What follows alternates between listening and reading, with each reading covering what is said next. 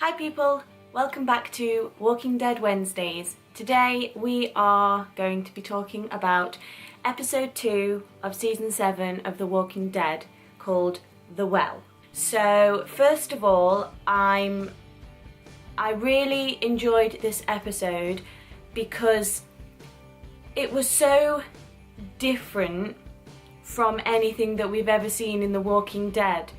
Like, this episode was as far away from the zombie apocalypse, for the most part, that you possibly could have. Like, the kingdom is like a place that exists and that you literally, you kind of forget about the threat of the zombies outside, which of course we know in terms of like Alexandria, that's a kind of a dangerous thing to do and you should never forget that there's a threat out there.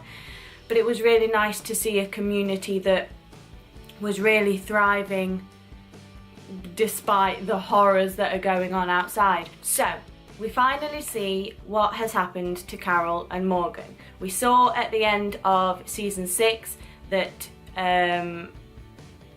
Carol had been shot in numerous places on her body, and Morgan had, for the first time after his whole all life is precious, I won't kill a human being, for the first time he actually killed a human being in order to save Carol. Carol and Morgan have had this thing for a very long time during season 6 where they don't agree with each other's points. Carol definitely believes that humans are a bigger threat than the walkers, and some humans just need to be killed right there and then without trying to rehabilitate them or anything like that. Morgan is completely the opposite. He thinks that all life is precious, no life should just be gone without trying to help them or anything like that.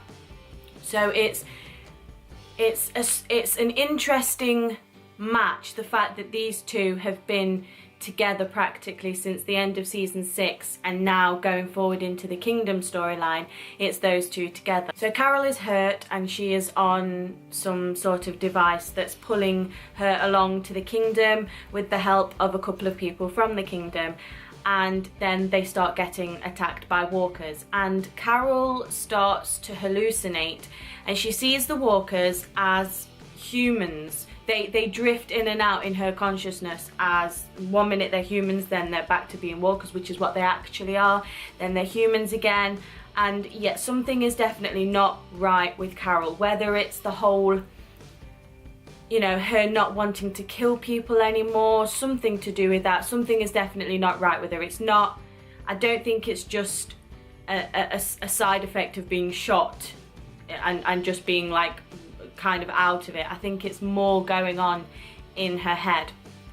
And there were a few close-ups of Carol's eyes, just her eyes, which is what we saw in the last episode with Rick. I don't know if that is anything specifically, if that's gonna lead to anything, or if throughout each episode, you know, next episode we know is all about Daryl, so are we going to see a lot of close-ups of his eyes? I don't know what the theme is going on there, if there is a theme, but it's just something that I noticed that they were doing close-ups on her eyes as well. So the Kingdom. The Kingdom is another place, just like Alexandria and just like the Hilltop, that has been founded by someone. People have come along and they've like made it thrive. Carol is introduced to Ezekiel. Not just Ezekiel, King Ezekiel, as he and his fellow subjects call him. And also Shiva, yeah, a tiger. Carol thinks it's a joke. She, first of all, when I was watching and she sort of, you know, she was all happy and smiley and she was like, I don't know what's happening, in the most wonderful way. Like, at first I thought, yeah, they've pumped a lot of drugs into her system, a lot of morphine to get her better. It must be the drugs. And then I thought, she thinks this is a joke. She doesn't, she's like, what is going on here? She's wired in and she's clued up and she's like, she's calling it already. It's like, Ezekiel, no, you're not a king. Yeah, you've got this tiger, what the hell, but you're not royalty, blah, blah, blah. But again, she adapts into this persona that she kind of did in Alexandria, where she kind of acts as if she's all okay with it and she's all happy and smiley and glad. But when Carol and Morgan come out of the building, she's not fooled by it, and she's like, Morgan, are you kidding me? Like, you know this is a joke, right? You know this guy is a joke. And it's kind of how Carol feels about Morgan. She believes that Morgan's beliefs are a joke, and that you cannot get by in this world now by keeping all humans alive. If they're bad, kill them. End of. Don't ask questions. And she thinks the same of Ezekiel. This front that he's putting up and this whole king thing and the tiger, she thinks it's stupid, basically, and that's not how you can survive in this world. You have to be honest and upfront and just get on with what needs to be done. So we meet a couple of side characters that belong in the kingdom. We have Jerry, who is kind of Ezekiel's right-hand man, I guess you could say. And there's also a guy called Ben, who looks about 18, 19 years old. Clearly one of those people who has been sheltered from the apocalypse itself and hasn't really had much first-hand training in the art of killing walkers, because when they go out on a mission and there's a walker right there, Ben just can't kill it. He just doesn't know what he's doing. So Ezekiel actually asks Morgan to help train him because he's seen how impressive Morgan is with his staff. So he asks him to train him. And then Morgan and Ben have a little scene together where Morgan remarks that Ben is very close to King Ezekiel, which is kind of weird because, you know, he's taking him out on these missions, yet Ben is like totally incapable of helping in those missions. He's more hindering, and he's gonna probably end up getting himself and other people killed because he's not capable of doing what needs to be done. So why is Ezekiel taking him with him? And why does Ezekiel so badly want Ben to be really good at fighting the walkers instead of, you know, just keeping him inside the kingdom and safe? And then Ben tells Morgan that his dad and Ezekiel were very close. And then Morgan obviously realises, well, his dad's obviously not around anymore, so he asks him how his dad died, and Ben tells him that it was about a year ago and it was walkers that got him. Now, the first thing I thought as soon as Ben was about to begin to tell him what happened, I was like, don't tell me he's gonna say, this man came along and bashed his head in. That was my first thought. So when he told this story of the walkers, I didn't buy it. Now, whether Ben actually knows the real story or Ezekiel has maybe told Ben, oh, walkers got him, to kind of shield him from the truth, because I think in the world that they're in, where they are surrounded by the walkers and everybody knows that the walkers are a threat, I think it's better for Ben to know that his dad was killed by walkers rather than a madman with a bat.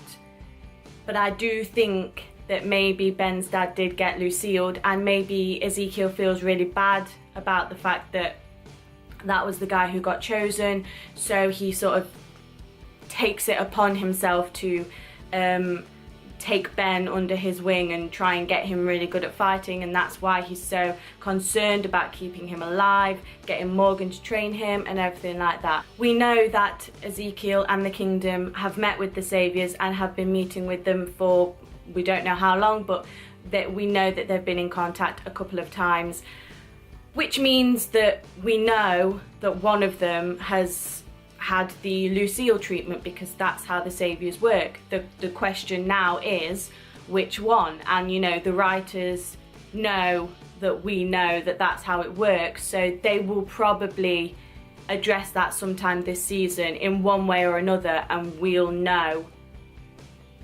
if it was Ben's dad. If it was just someone who, you know, we've never been introduced to and never will be introduced to, maybe it'll just be glossed over, but we all know that that is how it works. If somebody is already trading with the Saviours, we know that one of them had a brutal death just like we saw in the premiere. So Carol is still set in her ways. She still wants to leave society, basically, and just be on her own. She doesn't want...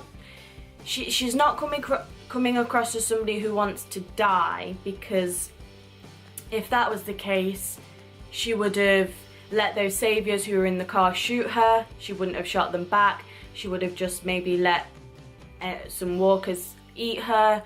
But she's definitely still doing stuff to survive. So she wants to be on her own, but I don't think she wants to die. I think she, more than anybody, has this will to survive, but she doesn't want to survive around people. I don't know why. I guess the whole killing people it just got too much for her, and she's just gone a little bit crazy, and she just maybe feels that it's best if she's away from people, because maybe she feels that she's a danger to people, not just people who need to be killed, but people who deserve to still be alive. She probably thinks that she's going to end up getting somebody good killed, and she doesn't want that. So in order to prevent that from happening, she wants to be away from people. So she's definitely hell-bent on leaving, and she does her whole little mothering girly nice act on a random kingdomer person of the kingdom, and steal some clothes and a knife and some chocolate, because she did mention earlier in the episode, and as you'll see in season 6, she's definitely got a passion for chocolate. But something that I noticed with the whole stealing the knife and the chocolate, so she goes off screen in her wheelchair, and then you see her hand come out and she grabs the knife, and then she grabs the chocolate. Where she is, in terms of where she stops to grab the chocolate and the knife is actually further away than the chocolate. But the knife is the first thing that she grabs, which obviously indicates that, you know, she knows that chocolate isn't gonna, in terms of priorities and what you need first, most important, would be the knife. So she just instantly goes to grab that, even though it's further away than the chocolate. And then she goes to grab the chocolate, but she hesitates. When she puts her hand out, she sort of goes, and then she stops, and then she's like, okay, yeah, I'll take it. That definitely has to mean something. The fact that the knife was further away, but yet she grabbed that first, and then when she went to grab the chocolate, even though she's shown that she absolutely loves chocolate, she still hesitates to get it. What it says to me is that firstly she goes for the knife because she knows that in a zombie apocalypse, that's the first thing that you're gonna need. In terms of everything that was on that table, or in terms of the knife and the chocolate, she's a survivor. She knows that that's the first thing that she's gonna need.